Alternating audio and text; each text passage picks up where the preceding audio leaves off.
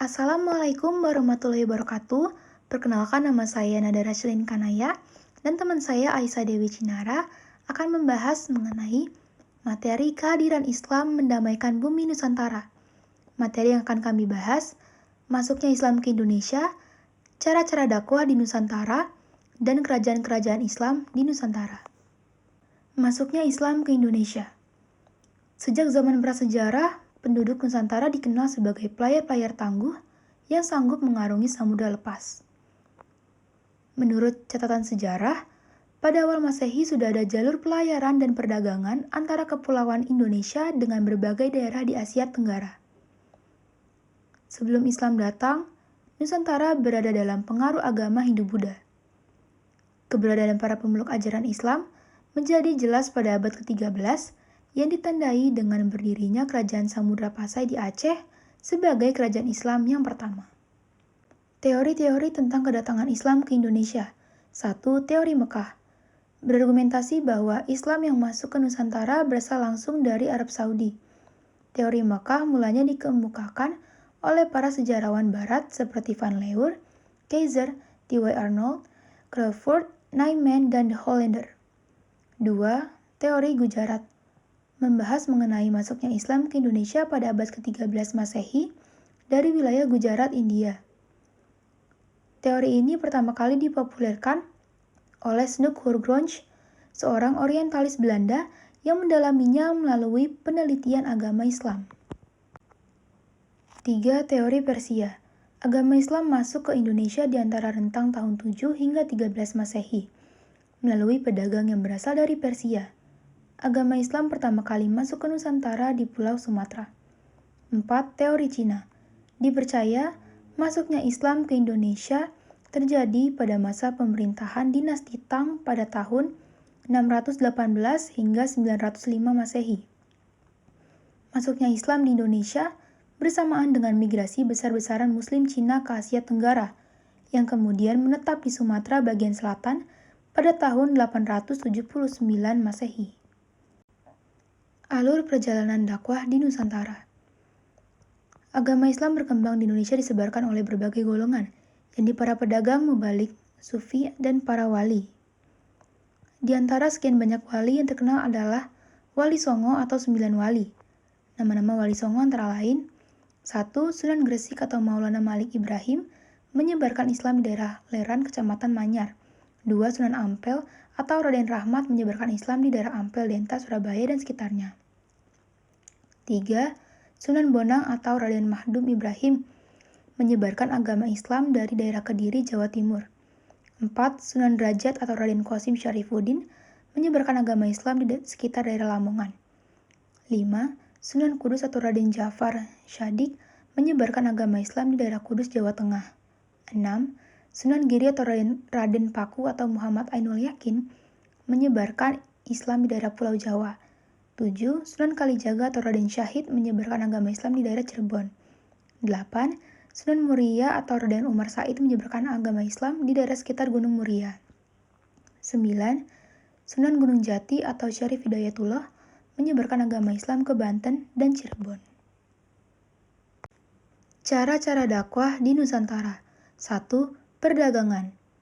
Pedagang-pedagang Muslim dari Arab, Persia, India semua turut ambil bagian dalam perdagangan dengan pedagang dari Barat dan Asia bagian Timur. Maka dari itu, selain berdagang, para pedagang ini juga menggunakan kesempatan yang ada untuk menyebarkan ajaran agama Islam. 2. Perkawinan. Perkawinan umumnya para pedagang yang datang ke Indonesia belum berkeluarga atau belum memiliki istri. Oleh sebab itu, banyak dari mereka yang baru membentuk keluarga di tempat yang mereka singgahi. Salah satunya Indonesia. 3. Pendidikan. Penyebaran Islam melalui pendidikan dilakukan dalam pesantren-pesantren. Di pesantren, para mubalik atau kiai mengajar para santri di berbagai daerah. Setelah lulus, para santri akan kembali ke kampung halamannya dan menyebarkan ajaran Islam yang mereka terima selama di pesantren. 4. Hubungan sosial. Pertama-tama, yang diajari adalah para pedagang Nusantara, kemudian disebarluaskan hingga ke keluarga dan sanak saudaranya. Menurut Snoek Oorgroensch, orang-orang Islam yang datang pertama dan menyebarkan agama Islam di Indonesia tidak langsung dari negeri Arab, melainkan melalui orang-orang Islam dari Gujarat, India. 5. Kesenian. Selain wayang, seni musik juga bisa dijadikan media oleh para ulama untuk menyebarkan ajaran Islam. Tokoh ulama yang menyebarkan dakwah Islam melalui tembang atau lagu adalah Sunan Bonang, Sunan Kalijaga, dan Sunan Muria. A. Kerajaan Samudra Pasai. Kerajaan Islam pertama di Indonesia adalah Kerajaan Samudra Pasai yang terletak di pesisir timur Laut Aceh, Kabupaten Lok Seumawe atau yang dikenal juga sekarang sebagai Aceh Utara. Kerajaan Islam ini pendirinya adalah Sultan Malik Al-Saleh. Lahirnya kerajaan Islam yang pertama di Indonesia diperkirakan mulai awal atau pertengahan abad ke-13 Masehi. Sebagaimana diketahui, proses dakwah Islam di daerah-daerah pantai terjadi sejak abad ke-7 Masehi. Pada tahun 1521 Masehi, kerajaan ini ditaklukkan oleh Portugis. Selanjutnya, kerajaan Samudra Pasai mulai mundur dan berada di bawahan kekuasaan kerajaan Aceh. Kerajaan Samudra Pasai berakhir pada tahun 1524 Masehi. B. Kerajaan Aceh. Kerajaan Aceh terletak di daerah yang sekarang dikenal dengan nama Kabupaten Aceh Besar. Pendiri kerajaan ini adalah Sultan Ali Mughayat Shah. Kerajaan ini didirikan pada tahun 1496. Kemudian, nama Aceh ini menanjak dengan cepat pada abad ke-14. Sejak itu, seluruh Aceh berada di bawah naungan Aceh Besar yang berpusat di Kutaraja. Pada masa pemerintahan Iskandar Muda, kerajaan Aceh mencapai puncak kekuasaannya.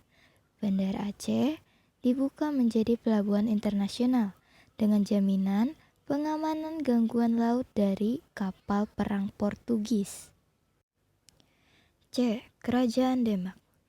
Kerajaan Demak merupakan kerajaan Islam pertama dan terbesar di pesisir utara Jawa. Wilayah Demak sebelumnya merupakan kadipaten dari Kerajaan Majapahit. Kerajaan ini tercatat menjadi pelopor penyebaran agama Islam di Pulau Jawa dan Nusantara. Kerajaan Demak terletak di Kabupaten Demak, Jawa Tengah. Kerajaan ini pendirinya adalah Raden Patah yang didirikan pada tahun 1475 Masehi. Kekuasaan Kerajaan Demak berakhir pada tahun 1568 Masehi. Joko Tingkir memindahkan pusat pemerintahan dari Demak ke Pajang, dan di sanalah ia mendirikan Kerajaan Pajang. D. Kerajaan Pajang. Kerajaan Pajang adalah penerus dari Kerajaan Demak. Kesultanan yang terletak di daerah Kartasura sekarang merupakan kerajaan Islam pertama yang terletak di daerah pedalaman Pulau Jawa. Pendirinya adalah Joko Tingkir. Kerajaan ini berdiri pada tahun 1568 dan berakhir pada tahun 1586. Beliau juga merupakan raja pertama Kerajaan Pajang. Beliau berasal dari Pengging di lereng Gunung Merapi. E. Kerajaan Mataram Islam. Kerajaan Mataram Islam berdiri pada tahun 1586 atau pada abad 17 hingga abad ke-19 yang didirikan oleh Danang Sutawijaya yang bergelar Senapati Ingalaga Sayyidin Panatagama. Artinya, panglima perang dan ulama pengatur kehidupan beragama. Kerajaan ini terletak di pusat kerajaan di sebelah tenggara kota Yogyakarta, yakni di Kota Gede. Kerajaan Mataram mencapai puncak kebesarannya pada masa pemerintahan Sultan Agung Hanyakprakusuma pada tahun 1613 hingga 1645 Masehi. Hal itu merupakan cerminan dari kebesaran jiwa, keberanian, kebulatan, dan kecakapan, serta kekuatan kepribadian Sultan Agung Hanyakarakusuma. F. Kerajaan Banjar. Kerajaan Banjar adalah kerajaan Islam yang terletak di Pulau Kalimantan, tepatnya di Provinsi Kalimantan Selatan. Pusat kerajaan Banjar yang pertama adalah di daerah sekitar Kuin Utara, atau yang dikenal sekarang sebagai Banjarmasin. Kerajaan ini didirikan oleh Sultan Suryansyah, di mana kerajaan ini didirikan pada tahun 1562. Kerajaan Banjar runtuh pada saat berakhirnya Perang Banjar pada tahun 1900 sebelum Masehi. Perang Banjar merupakan peperangan melawan Belanda. Raja terakhir adalah Sultan Muhammad Seman pada tahun 1862 hingga 1900 sebelum Masehi. Beliau wafat pada saat melakukan pertempuran dengan Belanda di Puruk Cahu. G. Kerajaan Goa Talo. Pada awalnya di daerah Goa terdapat 9 komunitas yang dikenal dengan Inama Bate Salapang atau 9 bendera, yang kemudian menjadi pusat kerajaan Goa. Tombolo, Lakiung, Parang-Parang, Data, Agangjene, Saumata, Bisei, Sero, dan Kalili. Kemudian, semua komunitas bergabung dan sepakat membentuk kerajaan Goa. Kerajaan Goa adalah salah satu kerajaan besar dan paling sukses yang terdapat di daerah Sulawesi Selatan. Kerajaan Goa didirikan oleh Tumanurung Bainea pada abad ke-14. Namun, harus mengalami kemunduran akibat kekalahan Goa dengan Belanda serta hancurnya benteng Sombaopu. Selanjutnya bagian H, Kerajaan Ternate. Kerajaan Ternate berdiri pada abad ke-13, ibu kotanya terletak di Sampalu atau Pulau Ternate. Selain Kerajaan Ternate di Maluku, juga telah berdiri kerajaan-kerajaan lain, yaitu Jailolo, Tidore, Bacan, dan Obi. Di antara kerajaan-kerajaan itu, Kerajaan Ternate yang paling maju. Kerajaan Ternate ini didirikan oleh seseorang yang bernama Baab Mashur Malamo. Lalu, menurut catatan orang Portugis, Raja di Maluku pertama yang memeluk agama Islam adalah Raja Ternate, yaitu Gapi Baguna. Namun sayangnya, akibat kekuasaan dan pengaruh Belanda di Ternate yang semakin kuat, Kerajaan Ternate mengalami keruntuhan. Selain itu juga disebabkan adanya pemberontakan dan konflik internal dalam kerajaan itu.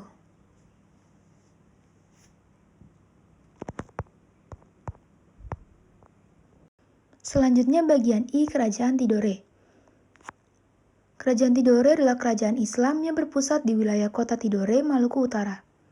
Kerajaan Tidore terletak di sebelah selatan Ternate. Kerajaan Tidore didirikan oleh Muhammad Nakil sekitar tahun 1081. Dan ia juga merupakan raja pertama Kerajaan Tidore. Kerajaan Tidore mencapai puncak kejayaannya pada masa pemerintahan Sultan Nuku, yaitu tahun 1789 hingga 1805 Masehi, yaitu seorang penguasa yang berani dan cerdas pada tahun 1801 Masehi. Beliau menyerang sehingga Ternate dan Tidore berhasil dipersatukan. Sekian video pembelajaran dari kami. Mohon maaf apabila ada salah kata. Semoga video ini bermanfaat. Terima kasih. Wassalamualaikum warahmatullahi wabarakatuh.